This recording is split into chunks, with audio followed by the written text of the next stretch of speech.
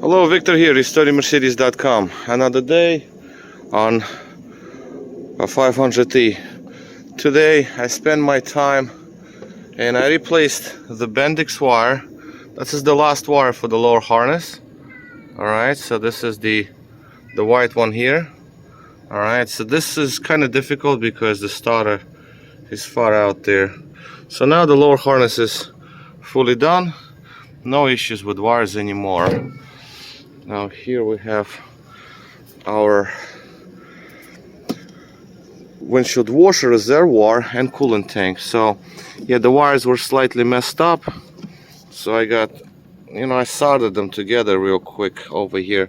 Ideally you would replace them all, but it is what it is. But I did check up the float. I squirted out all of the windshield washer fluid out on the windshield, but the wiper doesn't work. So I don't know what I'm gonna do now. Is I'm gonna show you that it's actually operational, and then we're going to fill it up and see the light go out. All right, the drain went down to 0.70 milliamps. All right, so the e-brake is on. I got pretty much all the lights on, right? SRS goes out. Brake light remains on because e-brake is on, and the windshield washer light is lit. So let's go and put in some windshield washer fluid because there was just plain water in there. Obviously not good. So we're gonna take something that is not going to freeze. -20 Fahrenheit. That's enough for our climate here in New York. So we should put in this amount, whatever's in there, and that should do. Let me try to do it now. And we should get the light to go out. If it's gonna be enough, of course. Should be enough though. Yeah, half a tank, half a reservoir is filled. Well, more than half actually, 2/3. Alright, so let's go and look at the light. The light's still lit. Okay, let's just shut the car down and restart it. Sometimes that's how it works. Still lit, so not enough then, I guess. Or the float went bad. Yep, that also happens. Again, it wasn't lit when there was more fluid in it. Let's see. I just move this thing out, in and out a little bit. See if we're gonna get that light to go out. That should be enough, actually. Yeah, well, what are you gonna do? Yeah, that's it. The light's out. So then the float. See, the light went away. So it's got to be the float itself, the sensor. But the wiring is good. That's important because you do want to know if your coolant is full, because it's actually the circuit goes on the same wiring. So if it doesn't work, then you might not know that you're low on coolant. So you're gonna have a problem there. Now I'm going to warm the engine up now. As you can see, it starts, it runs, and I'm going to check the actual readings with the computer, and I also want to check what's going on with ABS and ASR light, why both of those lights are lit. Now I managed to put the rear shade down because it's kind of stuck. So I'm gonna pull the fuse on that one because that needs to be rebuilt. But at least I can see behind because the rear shade was obstructing the view, plus the third brake light bulb can also be replaced when the shade is down. The car still smells horrible, but I'm burning off a lot of gas that's in the tank, so that's a good thing. So we'll be able to put fresh gas sooner or later, and that's important. So far so good. I'm pretty happy. The snow is starting actually. Little flurries coming down. Yep. The engine runs good. Yes, it needs spark plugs. It probably will need ignition wires. Ignition coils, I don't know, maybe. They sound pretty decent. I think we have the alarm issue because it actually draws a little more. The draw is a little higher than usual. Let's see if I moved on fuses, see if the wiper activates. Nope. Oh, it did activate. It's a stock that's bad. Okay. It seems like it's either... It seems like it's just... Okay, well, at least the motor moves, so... Okay, well, that's fine with me for now. It moves very slowly, it's kind of like stuck. Yeah, the wiper needs to be taken apart, lubricated. Again, project, that's what it's called. It's called a project, not for no reason. But squirts work. Awesome news, because this windshield washer motor, the pump itself, is good. Okay, so I'm gonna warm this thing up to operational temperature, then I'm going to see with the... Oh my goodness, see that? I pulled the fuse for roller blind and it's still active. No can do. Wow, okay, so then it's got to be some sort of a different circuit. Let's put it back into B here for the heated wind mirrors. Okay, well, whatever. I have to figure that out, but at least of my concerns, because the motor is broken anyway, so you push the button, it appears, it doesn't come out anyway. All right, so far so good. And then we're gonna move along with the actual readings next. Oh yeah, I'm gonna put the cover back on. I'm going to put the splash shield back on as well. Before I do so, I'm just gonna show you the wire that I did. Actually, you won't even see it. The lower harness I showed over here, these wires are fine now. The one that I did is all behind those shields. And that's the one that goes to the starter Bendix. Right, so it's kind of tight in there, but I got the shields off and I got the Bendix new crimp and soldered and all that good stuff. So I did it right, so that shouldn't be a problem anymore. That's why I do want to put the splash shield on right now and get it off the ramps, so we can continue with the live readings. The evap valve over here, that one is stuck open, so it pulls the fumes from the charcoal canister through the gas tank and whatever. So I blocked it off right now just to make the reading to be as clear as I can make it to be. Fumes, yes, that's the condensation and what have you. Plus, again, I cannot stop repeating this in terms of the fuel itself being old. Even with the old fuel, it runs really good, so very surprisingly, but there was about 5 gallons added of the fresh fuel, so it mixed up, so we have a dilution. So this is what we get. And I angled the car down this way so any moisture can probably escape better because it's slanted downwards. All right, so let's take a look when we get the result of our short test ready. It is ready, okay. Chassis, okay, gasoline engine, LH1, GM. This is, all right, I'm not going to talk about this particular computer, but it is what it is. So fault memory here, stored. Let's see what we got. Coolant temperature, mass airflow, camshaft timing, the fuel injection valves. Okay, whatever, we don't care for that right now. I'm not going to even clear it. Now, as a matter of fact, let's just clear it.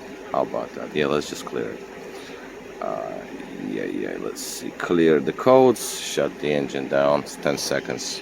All right, I'm going to pause the video and come back to the recording in a minute. Okay, just restarted the engine. Multiplexer disconnected for a quick second. Wait a minute. Did I hear that? I think I heard the fan clutch activate for a quick second. That would be nice if it still works. I see the bimetallic spring fell off. It was laying down on the splash shield. Maybe. No. Okay, not maybe. Doesn't work. If it works, fine, but I think I heard it activate. Okay, this is the most important thing that I want to see here. 640, all the RPMs are really good, actually, yeah. The mass airflow reads good, injection timing is good, temperature is high On-off ratio at 50 something. Wow, unbelievable. Wow, this is great news. Okay, adaptation values more or less okay, but this is surprising to see. All right, let's connect the... Nah, we're not gonna connect it. Forget about it. Good news. Very healthy. Oxygen sensor goes up and down. A little bit on the higher end, a little bit, just a bit, but smudge. Temperature is being at 92. That's a little hot. Well, again, fan clutch doesn't work, so we're gonna go all the way up to like 107 if I remember correctly. See, the needle temperature gauge shows yeah, about right, actually pretty accurate, so we know our temperature is correct based on the computer readout, so that's good. Regeneration valve is on, but it doesn't work. EGR is off. Okay, whatever, no cylinder shut off. Communication fine with me. Now, well, this module will get codes regardless, I don't care for that. Chassis, oh, I cannot connect to ASR and ABS. Fine, I have to try to go some other ways of connecting to it, and maybe I'll be successful, but I have to change my setup. Body, alarm, airbag does not connect. Again, I will have to connect to these modules individually. Alright, I'll try to do that next. Okay, I changed my setup, and let's see if we can communicate with... Oh no, we can't. It doesn't want to. Nope. Wow. So I guess there's something wrong with the ABS module at this point. Let's connect to the ASR module.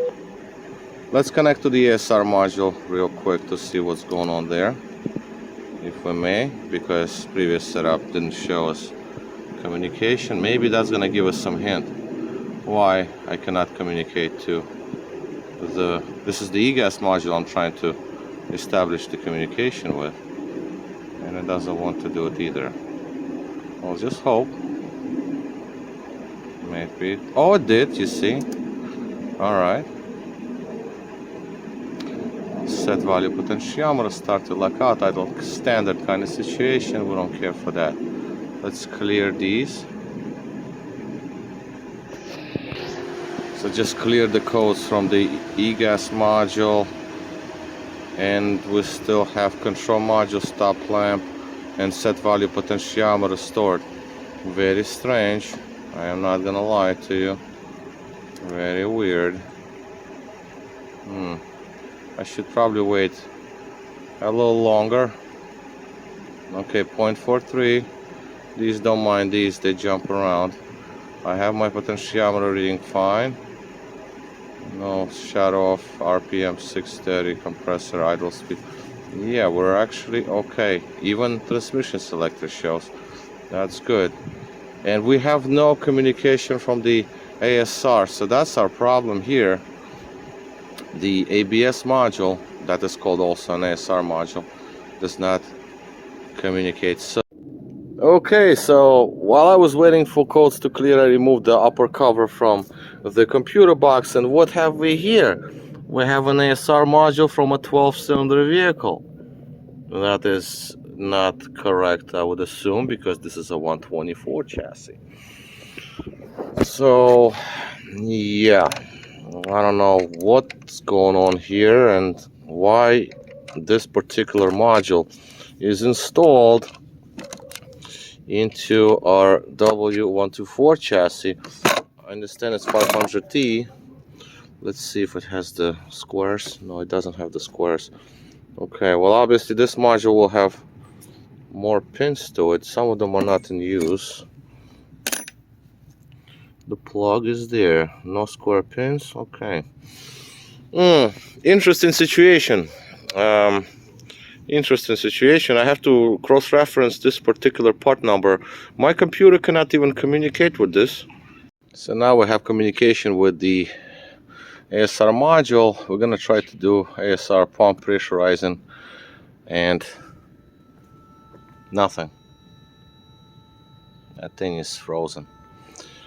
What? It's like I don't have to make a video that long about that, but that's that. And another thing is, this one usually always pressurizes, but for some reason.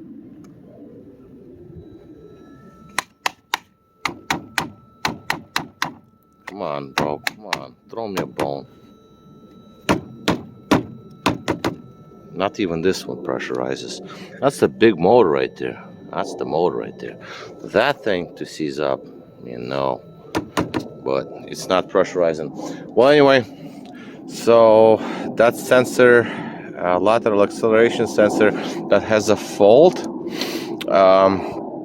That's just like the tip of the iceberg, so it doesn't matter. Even if we replace that, we have two pumps here, two motors are seized up.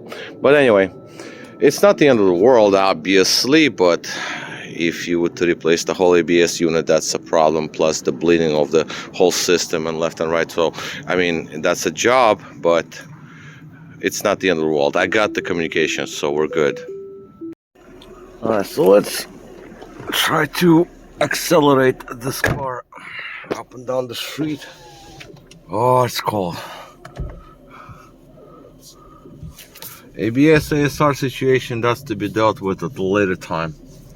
So just going to see, this is cool that this car has summer like, you know, standard and economy mode and transmission, so it's supposed to take off in the first gear. That is rare because Euro version cars had that. American version cars did not.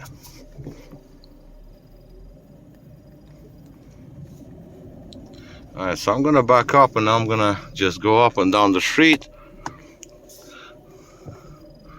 So let's go back. Once transmission warmed up, it feels a little better. I have the heat going in the car, so that's a good thing.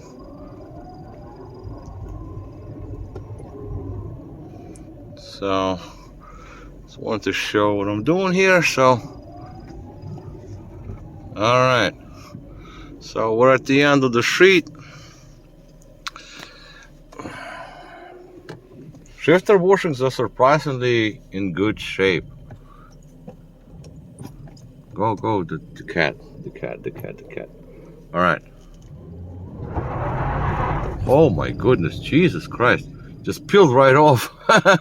It just peeled off.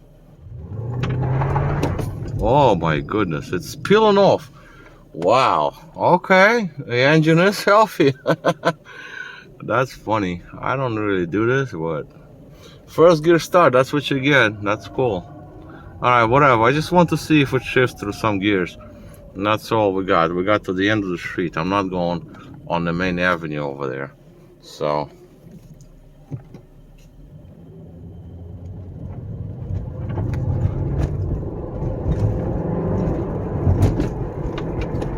oh yeah. Oh yeah, it moves. Oh man. Okay. Yeah. Oh, okay, cool. This is fun. This is fun. It's been a long time. I haven't messed around with this particular vehicle. Let's go down the street, back into the street. Make a U-turn. It's kind of tight here, but we'll make it. Oh man, it peels right off. I mean, seriously.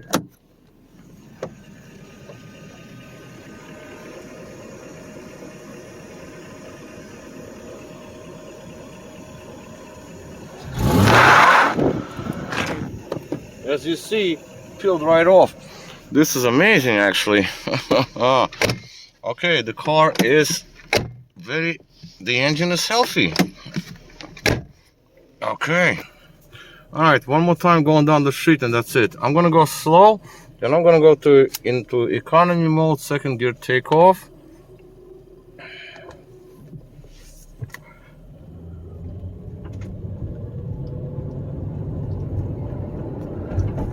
It shifted gear. Okay, so the gears, I don't know if they shift properly or not because I only can have this little distance to travel, and but the gear shifted, and because we're in economy mode, it's gotta be taken off in second.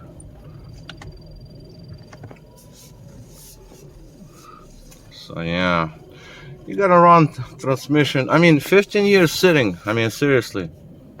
All right, one more time. All right, so dead stop, stationary.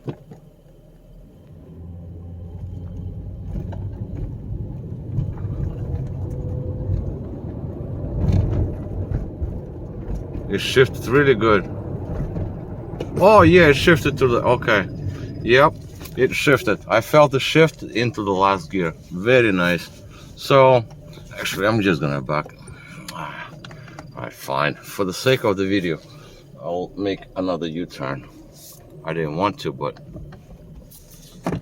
I just going to do it. I gotta see my surroundings and whatnot. Alright. Because I'm at the unfortunate angle right now.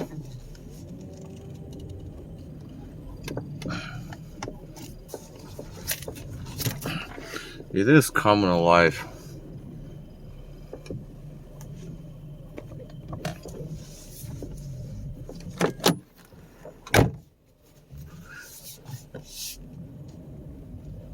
So if we're in economy mode, we're taking off in the second gear, so we're going to see the shift into fourth, hopefully to the end of the street. All right, let's try to do that.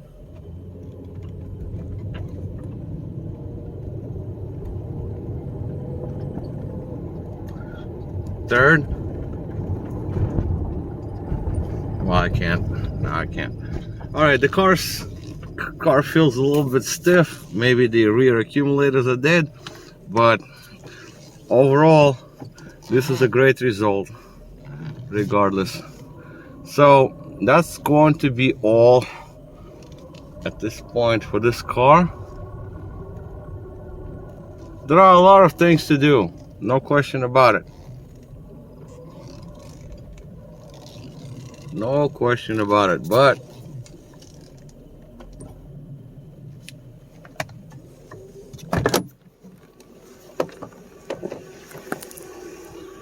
we do have a properly running. This runs actually really good. We got the properly running car. All right, we're gonna blow out the exhaust a little bit because I have new oil in it, and we can actually do it. Oh, and it's really hot because fan clutch is not good. All right, so let's just do it. First of all, the acceleration. I'm gonna like gun it. Yeah, that's not your average V8. That's 500 TL, right? The electric fans kicked in just now, so we're good there. And now we pretty much have almost zero smoke. Yes, sir. That's why I didn't do it. I mean, not like just why. I didn't do it before with the old oil because I couldn't do it. With fresh oil, I can do it, but that throttle body, all of that, and look at this. That's nice. That's nice. Even with the old gas and all that stuff, with all the problems we have here, but this is nice. Yeah, that's the reason you have E420 or you have 500T. I mean, that's different beast. All right, so I'm just doing this. I want to clear out as much as I can out of the exhaust because there's a lot of moisture in this thing stored over years. As you can see, the puddle over here. So that's that. And yeah, I want to burn as much as of the old gas in the tank as well. And oil pressure sensor works. See, the idea for that one right there is like about 2000 RPMs. It has to peg to 3 bars. We're like, yeah, we're not even at 2000. We're already getting the pressure to come up. Yeah, it's very nice. Fan clutch is needed, that's for sure, because temperature creeps up and it cools down with electric fans. They'll do its job, but regardless, fan clutch is definitely needed. Alright, so that's about all. I've been doing this for like at least an hour, blowing it out. Just like that, because what else can you do? I mean, it's been sitting for so many years. I mean, you can do it different ways, but this is enough. This is good enough. This engine is almost bulletproof.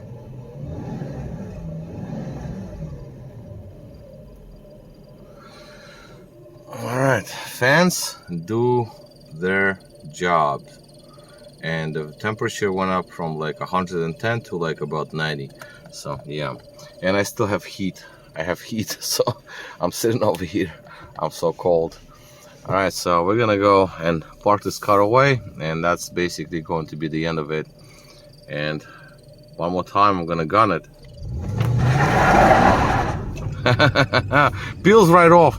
Oh my god, this is cool. This is cool. Yeah, that's like, you know, 500T, especially European version. I mean, this is like with the first gear takeoff. That's nice. Again, there's so many things to do with this car, but at the end of the day, it is alive.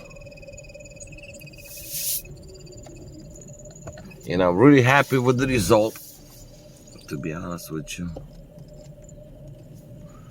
because I thought this thing is gonna be so much worse, because I'm actually working on the other one, and that thing is totally different. Also very rare car, but I have to have an okay from the owner to post the information about this car to make the videos public. So yeah, right now I can't do it because I respect the privacy. So alright, I'm going to park this away because it is what it is, and it's ready to go for the time being. Alright, I'll probably add this segment to the other video, and off we go. But I'll still give a thumbs up for what it was. Oh yeah, the cluster gears, they did not change, so I moved it up and down, so the gears in the cluster are not working. Just saying. So yeah, just saying. All right, so this is gonna be all for now for this one, for sure, because I have to work on something else. Always have projects to do. Let's shut it down, restart it one more time.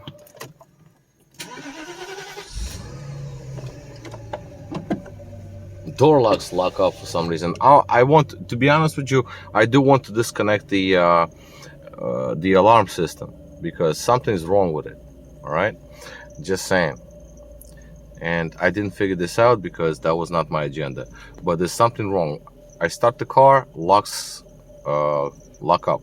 So yeah, obviously it was set up like that, but the battery drain is a little higher because of this. I'm sure the alarm is not working properly, so I would like rip it out. The fuel gauge went down to below 0. I don't know what's up with that, but it runs, it drives. I'm burning the old gas out. Once it starts to stall out, Then I'll put in like a 5 gallons of fresh gas, and I would know that I finally have gasoline that is